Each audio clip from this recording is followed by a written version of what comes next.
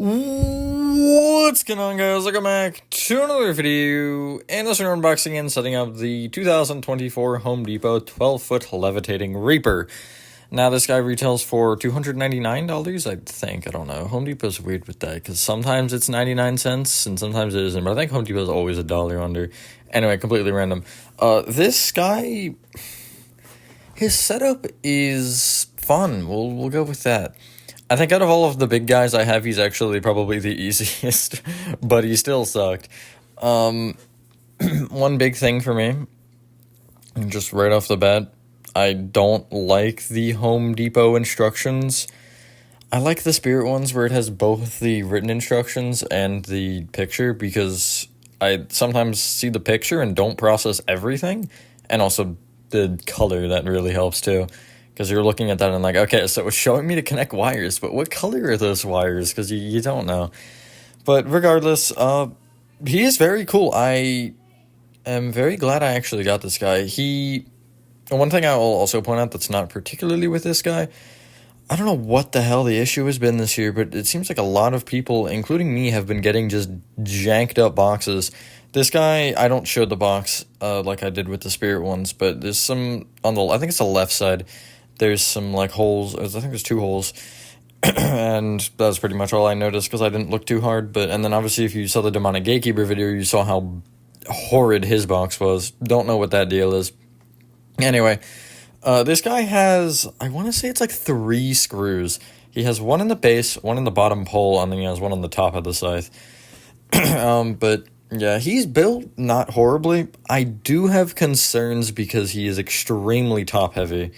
I mean, obviously, but I don't know, there's something about that just kind of does throw me off, but I actually think I'm less concerned about him than I am with 12-foot Ghost, because they both have 1 connector, but this guy's lighter. Just, I do worry about everything, or all of that weight being so high up.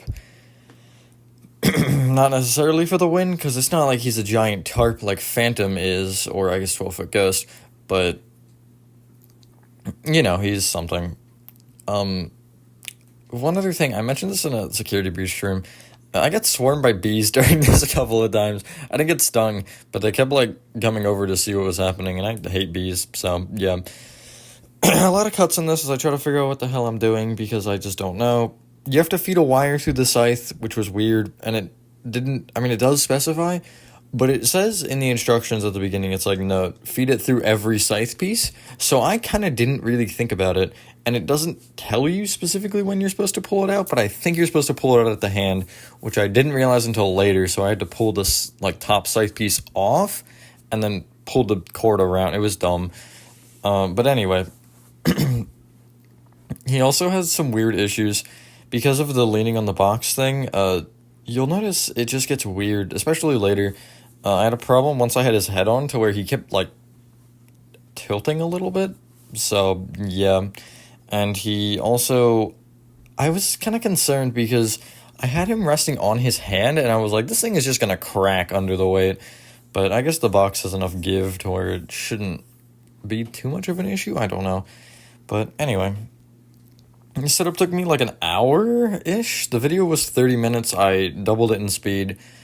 And there was a lot of me just standing there staring, trying to figure out what the heck is happening. But anyway, he is very cool, though. I love the color changing. He's a little cheesy in certain spots.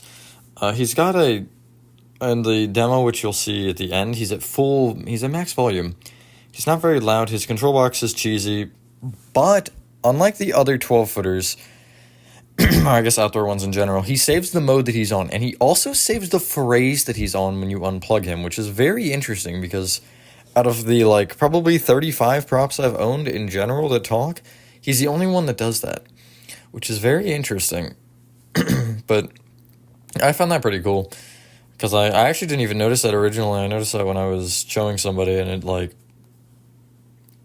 didn't revert to the original line, so that was nice. But always, if you unplug one of the big guys, you have to go back and hit the button like 3 times to get him back in the mode you want, because I don't usually use timer, but I probably will this year. And yeah, this guy don't have to do that. He's anything else that I really have to say? No? He has one of probably the coolest molds, or like sculpts on his face and chest. They are so detailed, and also the light shines specifically through the cracks, which looks awesome. Like the frickin' Crazy Create light bulb heads. But anyway, yeah, he was certainly weird. One other thing, the clothes. I don't know if I just got lucky or if I interpreted it right. But essentially, the Velcro's at the back, which I know. And I literally looked at the instructions and I was like, okay, so this is looking from the side where you can see the back of the hand, and the clothes are going towards the open side, or the side that we haven't done yet. And you're also... And you can see the, like, I guess the band part where the chest piece goes in. But that was also annoying, which I'll talk about that once we get there. As right now we're putting on the hand and then the arm, and then the hand just kind of slides over the pole and over the scythe piece, and then the other scythe piece from the other side slides in. But here's where I'm talking about where the hand kind of just holds him up. And I didn't think that was going to actually do it, but I couldn't really slide him anywhere because of just the way that it was angled. I don't know. It was weird, but yeah, here you see I pull the cords through, and I ended up pulling them through the next piece as well, which I don't think you're supposed to. Allegedly, you're supposed to leave them there, but I don't know. It doesn't tell you. But anyway, yeah, I don't know. Overall, though, again, not great for setup-wise, but I think out of the big guys, he was not that bad. You see, this is what you're not supposed to do. In case anybody was curious, don't do this.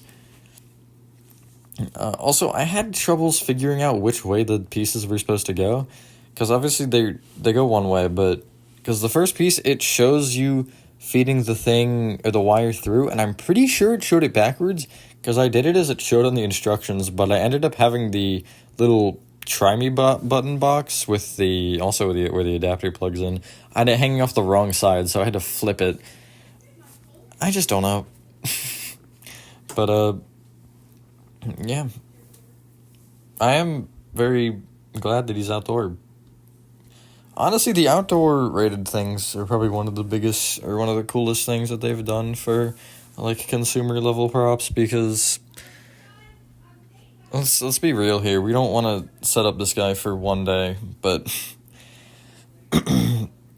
yeah, any other, I guess, prop plans? I'm looking right now at Bobby Strings, Fair Valley Wolf. Those are kind of the two main ones. It just kind of depends on what I find and what piques my interest, but storage is going to become fun with these. Although this guy's box isn't actually that big. It's a little larger than the Home Depot Jesters, which is interesting. But it's definitely smaller than 15-foot Phantom and pretty much all of the other 12-footers, except for maybe the Witch. I think the Witch is a really small box, if memory serves, from like 3 years ago when she first was in store. I think it was 3 years ago. Maybe? I don't remember. Well, I guess when did I get Werewolf? No, Werewolf would have been second year of those. So which would have been year before? Maybe? I don't remember. Anyway, here's the shoulder form. This is also got very strange.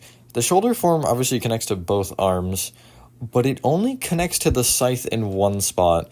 And you'll see here, there's a pole that comes out the bottom, which ends up being where the control box hooks on, which gives him a little frame or form to his clothing.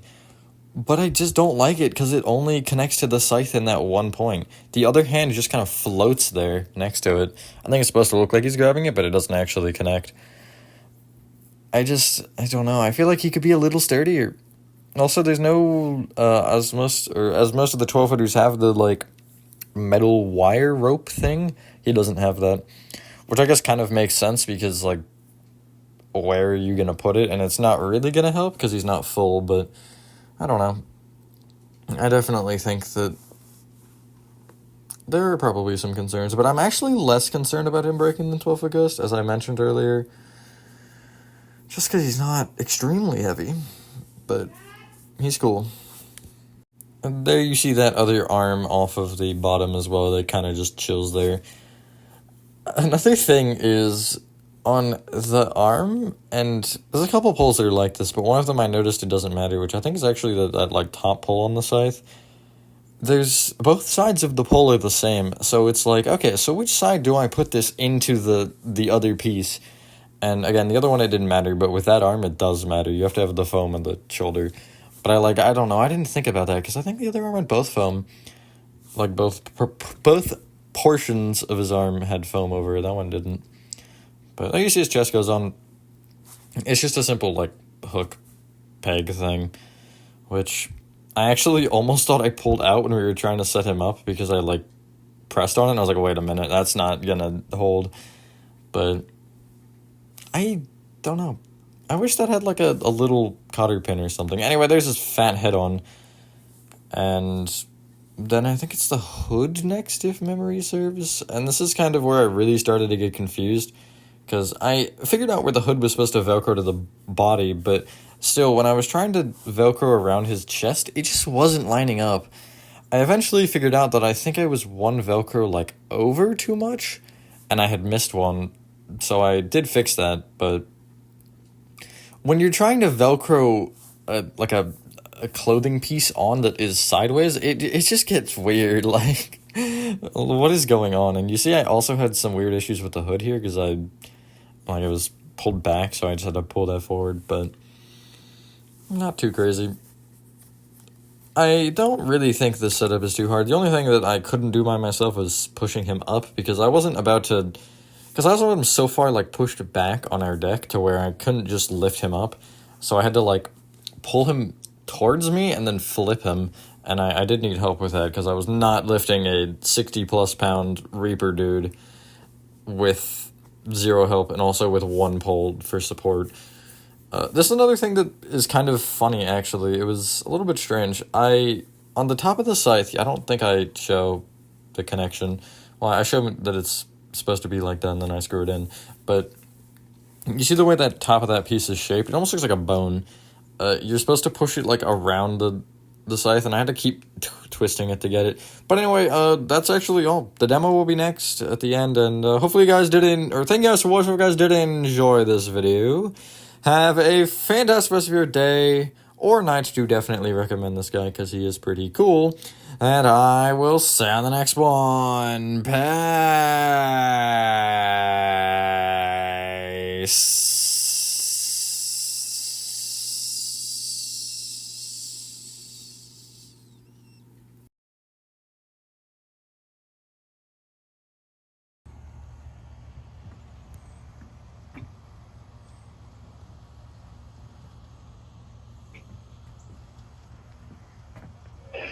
You may attempt